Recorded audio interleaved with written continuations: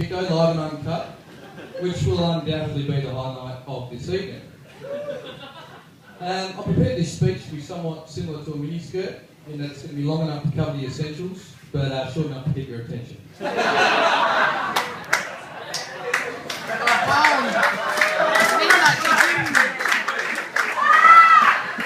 I wouldn't listen to a word he said. But yeah, today they make me the best man. But I'm going to tell you, I'm not the best man. I'm really just a great bloke. In doing my research, this whole best man thing, I found out that according to tradition, I'm supposed to sing the groom's praises and tell you of his many fine points. However, unfortunate as it may be, I cannot sing and I won't lie. I also heard that the internet was a good place to look for speech ideas.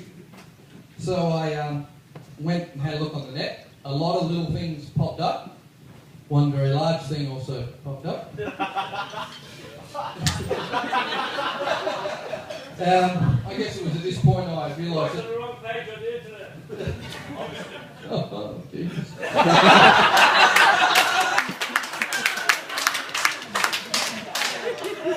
At this point I realised that the mouse had made its way to my left hand.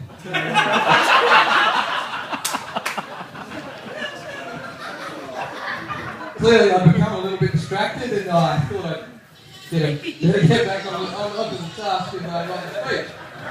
But anyway, ladies and gentlemen, at this point I'd like to point out that the bridesmaids are looking sensational tonight.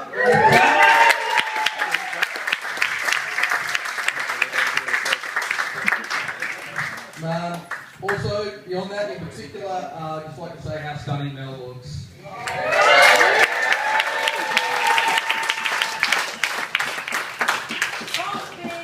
Anyway, I've actually known Mel for quite a long time. I can tell you that she's smart, funny, loving, warm and caring, and deserves a sensational husband.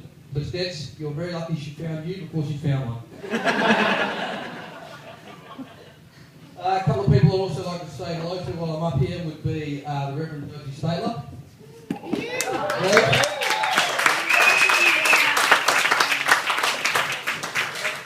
And another high profile, Justice Christopher Steytler. But I'll give you the red hot tip, ladies and gentlemen, they're both wanting to send you to places you do not want to go.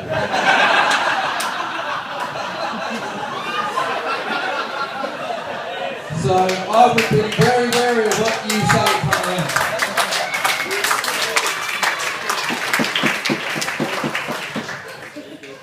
I'd also like to say that it was a sensational ceremony, beautiful outdoors, beautiful location, and a great group of people.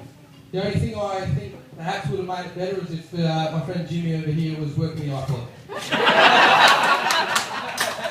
I don't want to get that. But I'm going to tell you a little bit now about my dear mate Andrew here. A little bit to say about this. The first time we met, I reckon it was about year 5 or 6, and it was actually at Quarry High School. His legs, Gary. It was. Year 5 or 6, maybe 10 or 11 years old, during football training, junior football training. And I went up to Andrew and I said, "Oh, g'day mate, I'm Blake, how are you?" And he responded, he said, "Oh, hello there, Blake."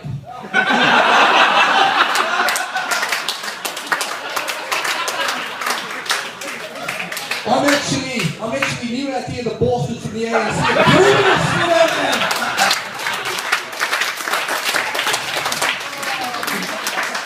just come from Bloemfontein Grammar School, but I can tell you your beautiful country is a spitting image to that to which we went back over there in Pretoria.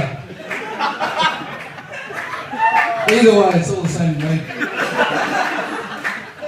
But, right, shall we continue training, Blake? For those of you who don't know, I don't think Andrew is particularly proud of his apartheid ties. So anyway, we went back to training, played a bit of footy, and I wasn't exactly what you call a sensational football player. On the other hand, Steytler was. Come on, put your hands together. And I'll give you the red hot tip. He was tougher than a $10 steak from your local RSL. Dead set hard at the footy. But outside of that, during the primary school years, we never really hung out too much. But there was an incident where I didn't attend Dungrave Primary School. I'm going to go the better of the two.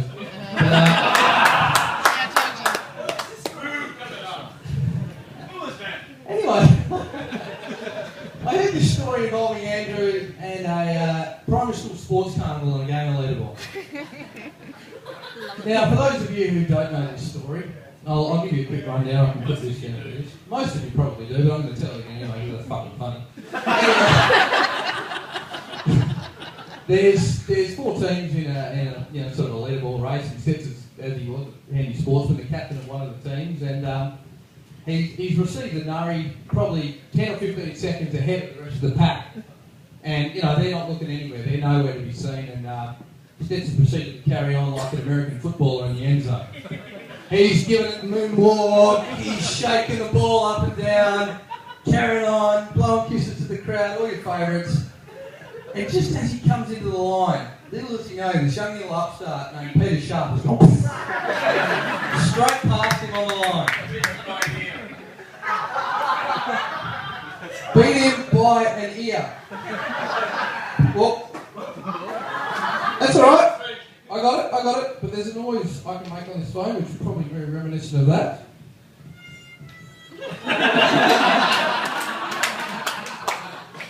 And that's how that event turned out. I wasn't there. I fucking wish I had been. But, I guess our friendship had probably took off more so when we were in high school. We sat next to each other in Year 11 history class. And we discovered we had a few things in common. Probably more noticeably than anything else was sort of we had this dislike for authoritarian governments and authoritarian people. That was sort of something we've got in common with a friendship group in there. But sit down, you lot, for fuck's sake. So anyway, authoritarian people, Stets doesn't like them, which sort of stands in glaring contrast to the way he conducts himself on any sports pitch. Have any of you ever come and watch Stets play a game of indoor soccer or basketball? Has anyone had the pleasure? Josh, you might have. Yeah, I had the pleasure of playing in his basketball team, his soccer team, and I'll tell you what, whether he was a captain or he wasn't, he was out there barking out orders, yelling, carrying on, Dickson move, Dickson get the ball, Josh move,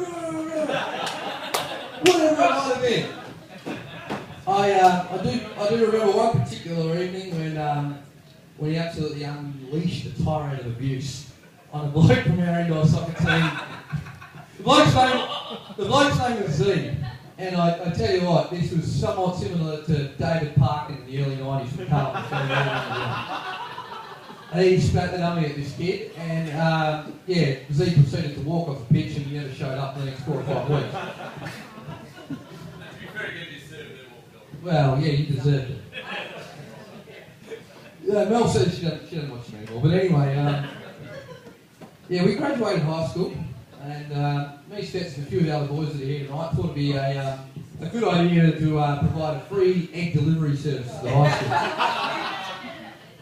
school. The plan was pretty straightforward: run from the top of the school to the bottom, deliver the eggs, look nasty and shit, get out of there. So anyway, we're running through there, and it's all going to plan. It comes to the point where he's probably the fittest amongst all of us, and he kind of runs out first. Wow. And as far as I remember it, from my view, I was that far behind the pack. Anyway, he's running out there ahead of the pack, and the plan was to meet at a park, which is probably half a kilometre down the road, and Stets' house happened to be a lot closer to the school down the road. And we're all carrying a couple of kgs back then, so we weren't going to make the park down the road. So, well, we shouldn't have, but we were. Either way, we've pulled up short, and Stets has bolted into his house.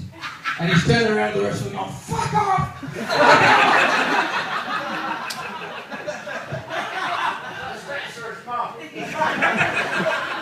I think Josie...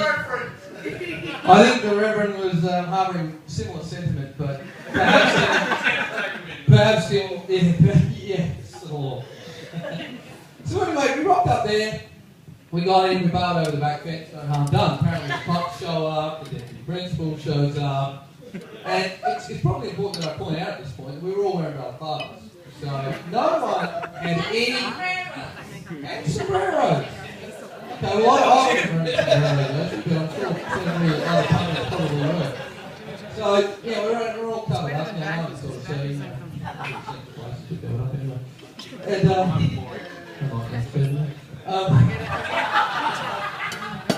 anyway, they couldn't tell who we were, basically. We all got clubs on and stuff. Stets gets called up for the first interview. The only connection that they had to us and that run through was Stets' house. He gets called up. Just him. And then all of a sudden they have a big list of names. And as you're seeing right now, he's going to refute these claims, but he folded dead set like a cheap suit.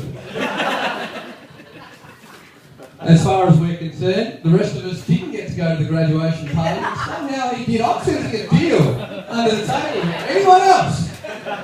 Give them that evidence. Justice, back me up here.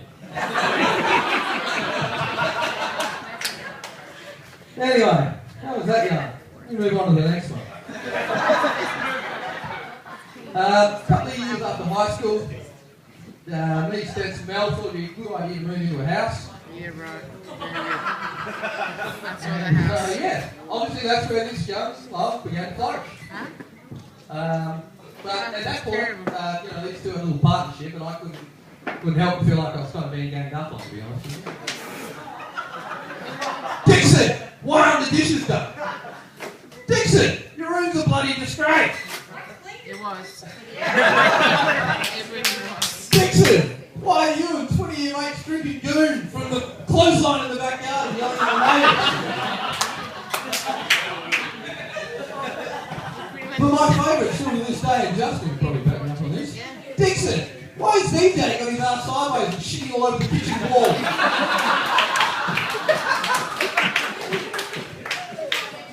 That's right, me and Justin even got blamed for that dog shitting on the wall. Yeah, well, I'm not saying he was a bad boy, but he was pretty handy at spraying it over the wall. Yeah, I thought so. Anyway, as these two had that little partnership going on, there was one member of this budding relationship who was spending far too much time in the bathroom, a lot of time on their hair, and had a big interest in fashion. The other member of the relationship was Mel. He thought he was a bit of a fashion guru in his own kid setup. And I actually ended up doing him a massive favour when I accidentally, he had this jumper. It was a Ben Sherman turtleneck, ladies and gentlemen. It was a fucking turtleneck. And I was cooking up a pasta or whatever it might have been on the stove, and I set the bastard alight. But you should have seen, and Justice Steytler, I'll give you the tip. If you had seen him wearing this thing, you would have given him 10 years of bad taste.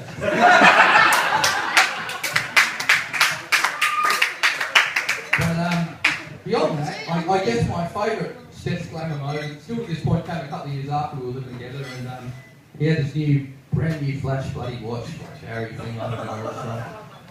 I said, gee, Stets, it's a bloody nice watch you got there, mate. Tell me about that. Where'd you get that from? He goes, it's not a watch, Dickson. It's a Swiss chronograph. A fucking Swiss chronograph. It looked kind of like that. Had a minute hand, had a second hand, had all your favourites. Something like a Swiss chronograph. Fuck me. Anyway. I put it to you, ladies and gentlemen, that Andrew Steytler, with all this facade, he's a little bit of a bogan on the inside.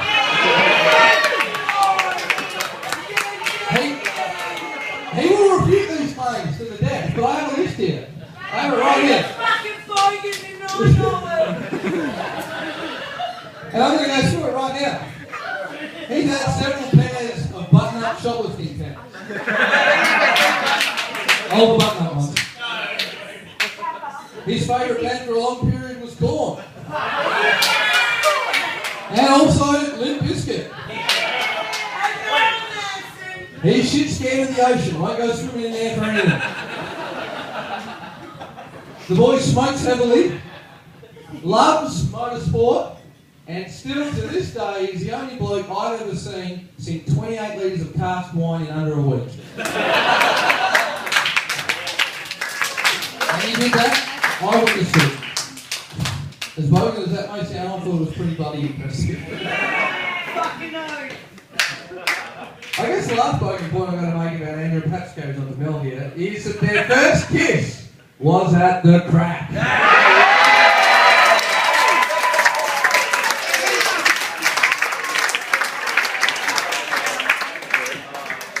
Anyway, it's about time I put the mic down. I've been on long enough. Has anyone been time? Has anyone got a chronograph? Right, I've got to wrap it up then. Well, finally, I just want to say that Stets, my mate Stets, he's a really top bloke. Smart, witty, and bloody talented. Honestly, he really is. In fact, there was only one thing I could ever actually beat him at, and that was Street Fighter 2. No, really, he's like a brother to me, he really is. My closest mate. And at this point, I'd just like to make a toast to Mel and Stets. May you both live a long and happy life together, because I couldn't think of two more deserving and compatible people. Everyone up, stand up! Stand up! Stand up!